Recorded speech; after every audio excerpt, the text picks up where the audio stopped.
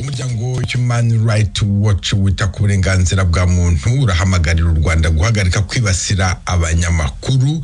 Uyu muryango uravuga ko nta butabera ku mfu zidasobanutse kandi ko bamwe mu bafunzwe bagera mu nkiko bakavuga ko bakorerwa ibikorwa by'iyicarubozo.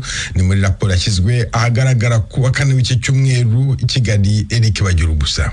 Muri iyo raporo ngufi umuryango Human Rights Watch wo muri Leta Zunze Ubumwe za Amerika uravuga ko abategetsi b'u Rwanda bagombye kurekura umunyamakuru Dieudonné Niyonsenga uzwi nka Cyuma Hassan kandi bagahita bakora vuba na bwangu amaperereza ku bikorwa by'iyicarubozo akorerwa kugira ngo agire ubwisanzure mu gutanga ibitekerezo n'uburenganzira ku butabera buboneye.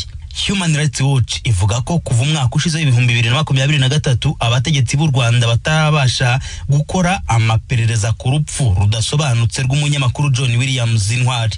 Bwana Lewis Mudge ukuriye umuryango Human Rights Watch mu karere k'ibiyaga bigari avuga ko ibikorwa bikabije by'iyicarubozo no kutabasha gutanga ubutabera kuri urwo rupfu rw'umunyamakuru waruzwi cyane mu nkuru zicukumbuye byatumye abanyamakuru bo mu Rwanda batangira umwaka bari mu rwijisho. Human Rights Watch ivuga ko ubwisanzure bw'itangazamakuru mu Rwanda bishoboka ko buzakomeza kurushaho kuba bubi keretse nihagira icyo ubutabera bukora mu bwigenge bugahita burekura abanyamakuru bafunzwe hatubahirijwe amategeko.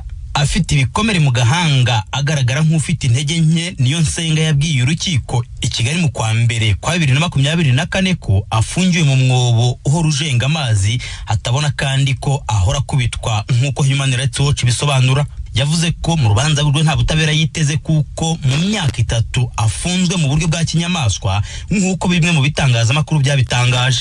Amategeko mpuzamahanga abuza ko hari uwafungwa mu buryo bwa kinyamaswa kandi ko inkiko zagombye guhagarika ibyo bikorwa. Niyonsenga wayoboraga Ishema TV ndetse n'uwari umushoferi we Fidel Komezusenge batawe muri yombi bwa mbere mu kwezi kwa kane kwa 2020 ni nyuma yo gutangaza amakuru ku ngaruka z'icyorezo COVID-19 ku baturage. Barezwe ibyaha byo gukora no gukoresha impapuro mpimbano, kwiyitirira umwuga w'ubunyamakuru ndetse no kutubaha ibyemezo bya leta. Bombi bagizwe abere mu ntangiriro za 2021 ariko ubushinjacyaha burajurira aho Niyonsenga yongeye gutabwa muri yombi mu mpera z'uwo mwaka ku cyemezo cy'urukiko rukuru i Kigali. Kugeza ubu urubanza rwe ruri mu rukiko rw'ubujurire aho asaba kurusubirishamo ku mpamvu z'akarengane. Mu ifungwa rya Niyonsenga Human Rights Watch yakomeje kubona amakuru yizewe y'abantu batandukanye yemeza ko bamubonanye ibikomere ku masura ndetse no ku mubiri kandi ko avuga ko akubitwa kenshi.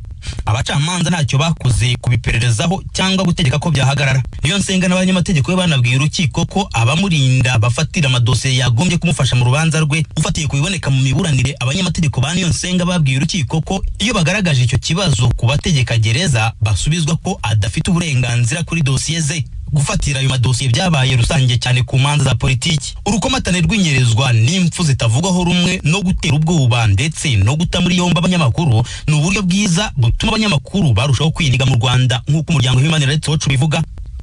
Ntwari yari umwe mu banyamakuru bake mu Rwanda watangazaga inkuru zikomeye zivuga ku buzima bw'abanyamakuru bafunzwe ndetse akananenga ubutegetsi cyo kimwe na Niyonsenga. Mu kwezi kwa mbere tariki ya 19 mu mwaka ushize wa 2023 nibwo polisi y'u Rwanda yatangaje ko Ntwari yapfuye azira impanuka zo mu muhanda ku Kimuhurura mu mujyi wa Kigali kandi ko umushoferi wari utwaye iyo modoka yatawe muri yombi. Ariko ubutegetsi ntibwabashije kugaragaza ahantu hanyaho iyo mpanuka yabereye.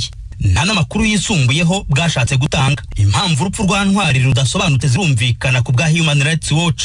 Yakunze guterwa ubwoba no kwibasirwa n'ibitangazamakuru byegamiye kuri leta kandi yahoranaga ubwoba ku mutekano we akabibwira inshuti ze z'abanyamakuru n'abashakashatsi ba Human Rights Watch kugeza ashatse guhunga. Nubwo u Rwanda rwasinye amasezerano y'umuryango w'abibumbye arwanya iyicarubozo n'ifungwa rinyuranije n'amategeko, Human Rights Watch yakunze kumenya amakuru yizewe ku bahoze ari abafungwa bakorewe iyicarubozo n'ibindi bikorwa bitemewe mu magereza yo mu Rwanda harimo Nyarugenge y'Amageragere iri mu mujyi wa Kigali aho bamwe bavuze ko bafungirwaga mu kato bakanakubitwa. Human Rights Watch kavuga ko abafatanyabikorwa bo mu karere nabo ku rwego mpuzamahanga bagombye gusaba u Rwanda kurekura abanyamakuru bafungiwe ubusa n'abarunenga kandi bagasaba iperereza rihamye ku rupfu rwa Ntwari. Urakoze Eric Bagirubusa. Mu Burundi leta irihanangiriza Leonce Ngendakumana wahoze ari umukuru w'inteko inteko ishinga amategeko n'ishyaka CNL ritavuga rumwe n'ubutegetsi irabarega gukorana n'imitwe y'iterabwoba. Mu itangazo yarayisohoye ivuga ko bashobora guhura n'inkurikizi zabyo. Nairobi, Eloge Wirikaneja. Itangazo ryasohowe n'umushikiranganji ajejwe intwaro yo hagati n'umutekano Martin Teretse ryashikirijwe kandi umushikiranganji w'ubutungane mushikirizamanza Kizigenza wa Republika, umugenduzi mukuru w'igipolisi n'ubujejwe ibikorwa z'amashirahamwe yigenga n'imigambwe. Iryo tangazo rivuga ko umugambwe CNL wiyunze n'imirwi y'iterabwoba iri muri urwo runani rushasha rwiswe ihuriro ryo kunagura amasezerano ya Arusha. Rinagabisha cyane mu mugambwe ari nawo wonyene uri muri urwo runani mu yiri bwataka ku Burundi hamwe n'abahoze ari mukuru w'inama nshingamateka Yonse Ngendakuma ko bokwibarabara ku nkurikizi zishobora kwaduka. Imbarutso y'iryo gabishwa ni kete urwo runani rwandikiye abakuru b'ibihugu vya EAC, umuryango w'ubumwe bwa Afrika, umukuru w'igihugu ca Amerika, umunyamabanga mukuru wa ONU n'andi mashirahamwe mpuzamakungu. Hari mu ntango za kuno kwezi urwandiko rubasaba kuremera leta y'u Burundi kugira inagura amasezerano ya Arusha sana yahambwe muri kino gihe nk'uko bishikirizwa n'abavyanditse, bagasanga bishobora gutuma igihugu kija mu kaga. Yonse Ngendakumana yahoze ari umukuru w'inama nshinga amateka, akaba no mboneza zatumye amasezerano yahagaritse ingwano zari zimaze imyaka irenga 10 nyuma yo gusinywa mu kwa 8/2000. Yabwijwe rya Amerika imenyetso yita simusiga byatumye we na bagenzi be batabaza.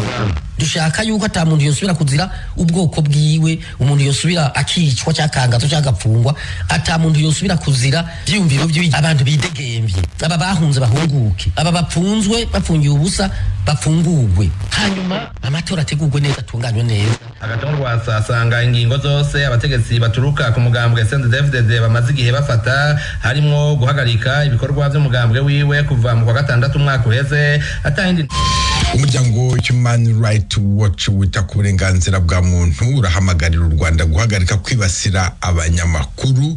Uyu muryango uravuga ko nta butabera ku mfu zidasobanutse kandi ko bamwe mu bafunzwe bagera mu nkiko bakavuga ko bakorerwa ibikorwa by'iyicarubozo. Ni muri raporo yashyizwe ahagaragara ku wa 4 w'iki cyumweru i Kigali. Eric Bagirugusa.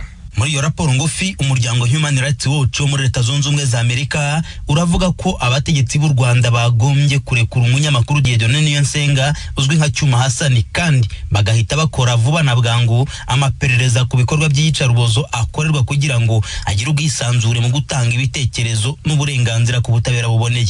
Human Rights Watch ivuga ko kuva umwaka ushize 2023 abategetsi b'u Rwanda batarabasha gukora amaperereza ku rupfu rudasobanutse rw'umunyamakuru John Williams Intwari. Bwana Lewis Mudge ukuriye umuryango Human Rights Watch mu karere k'ibiyaga bigari avuga ko ibikorwa bikabije by'iyicarubozo no kutabasha gutanga ubutabera kuri urwo rupfu rw'umunyamakuru waruzwi cyane mu nkuru zicukumbuye byatumye abanyamakuru bo mu Rwanda batangira umwaka bari mu rwijiji. Human Rights Watch ivuga ko ubwisanzure bw'itangazamakuru mu Rwanda bishoboka ko buzakomeza kurushaho kuba bubi keretse nihagira icyo ubutabera bukora mu bwigenge bugahita burekura abanyamakuru bafunzwe hatubahirijwe amategeko. Afite ibikomere mu gahanga agaragara nk'ufite intege nke, Niyonsenga yabwiye urukiko i Kigali mu kwa mbere kwa 2024 ko afungiwe mu mwobo uhora ujenga amazi hatabona kandi ko ahora kubitwa nk'uko Human Rights Watch bisobanura. Yavuze ko mu rubanza rwe nta butabera yiteze kuko mu myaka 3 afunzwe mu buryo bwa kinyamaswa nk'uko bimwe mu bitangazamakuru byabitangaje. Amategeko mpuzamahanga abuza ko hari uwafungwa mu buryo bwa kinyamaswa kandi ko inkiko zagombye guhagarika ibyo bikorwa.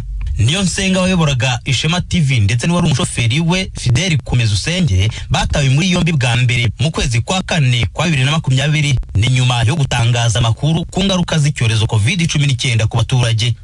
Barezwe ibyaha byo gukora no gukoresha impapuro mpimbano, kwiyitirira umwuga w'ubunyamakuru ndetse no kutubaha ibyemezo bya leta. Bombi bagizwe abere mu ntangiriro za 2021 ariko ubushinjacyaha burajurira aho Niyonsenga yongeye gutabwa muri yombi mu mpera z'uwo mwaka ku cyemezo cy'urukiko rukuru i Kigali. Kugeza ubu urubanza rwe ruri mu rukiko rw'ubujurire aho asaba kurusubirishamo ku mpamvu z'akarengane. Mu ifungwa rya Niyonsenga, Human Rights Watch yakomeje kubona amakuru yizewe y'abantu batandukanye yemeza ko bamubonanye ibikomere ku masura ndetse no ku mubiri kandi ko avuga ko akubitwa kenshi. abacamanza ntacyo bakoze kubipererezaho cyangwa gutegeka ko byahagarara. Niyonsenga n'abanyamategeko be banabwiye urukiko ko abamurinda bafatira amadosiye yagombye kumufasha mu rubanza rwe. Ufatiye kubiboneka mu miburanire, abanyamategeko ba Niyonsenga babwiye urukiko ko iyo bagaragaje icyo kibazo ku bategeka gereza basubizwa ko adafite uburenganzira kuri dosiye ze. Gufatira ayo madosiye byabaye rusange cyane ku manza za politiki. Urukomatane rw'inyerezwa n'impfu zitavugwaho rumwe no gutera ubwoba ndetse no guta muri yombi abanyamakuru ni uburyo bwiza butuma abanyamakuru barushaho kwiniga mu Rwanda, nk'uko umuryango Human Rights Watch bivuga. Ntwari yari umwe mu banyamakuru bake mu Rwanda watangazaga inkuru zikomeye zivuga ku buzima bw'abanyamakuru bafunzwe ndetse akananenga ubutegetsi cyo kimwe na Niyonsenga. Mu kwezi kwa mbere tariki ya 19 mu mwaka ushize w'2023 nibwo polisi y'u Rwanda yatangaje ko Ntwari yapfuye azira impanuka zo mu muhanda ku Kimihurura mu mujyi wa Kigali, kandi ko umushoferi wari utwaye iyo modoka yatawe muri yombi, ariko ubutegetsi ntibwabashije kugaragaza ahantu hanyaho iyo mpanuka yabereye. Nta n'amakuru yisumbuyeho bwashatse gutanga. Impamvu urupfu rwa Ntwari rudasobanutse zirumvikana ku bwa Human Rights Watch.